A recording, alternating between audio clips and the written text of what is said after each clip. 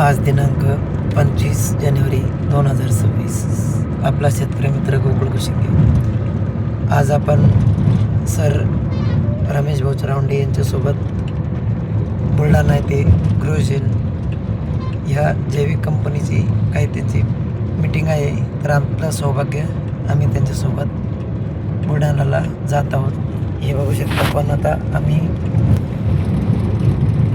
जवळपास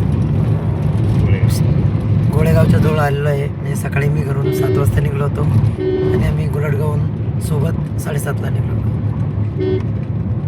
धन्यवाद.